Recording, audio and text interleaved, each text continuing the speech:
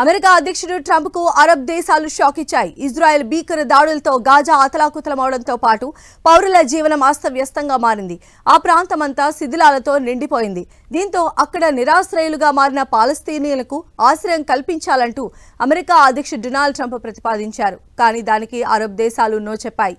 పాలస్తీనియులకు పునరావాసం కల్పించడానికి చేసే ప్రణాళికలను తాము అంగీకరించలేమన్నాయి అరబ్ దేశాల నాయకులు. అలా చేసినట్లయితే ఆయా ప్రాంతాల్లోని స్థిరత్వాన్ని ఇది దెబ్బతీసే అవకాశం ఉందంటున్నారు. ఇప్పుడు కొనసాగుతున్న సంఘర్షణ మరింత విస్తరించే ప్రమాదము లేకపోలేదంటున్నారు. తద్వారా ప్రజలకు శాంతియుతంగా జీవించడం కష్టంగా మారుతుందని Egypt, Jordan, Saudi Arabia, UAE, Qatar, పాలస్తీనా అథారిటీ, అరబ్ లీగ్లు సంయుక్తంగా ప్రకటన చేశాయి. ఇజ్రాయెల్ దాడులతో గాజా శిథిలాల కుప్పగా మారి ప్రతిదీ నాశనమైంది. ప్రజలు ప్రాణాలు కోల్పోతున్నారు.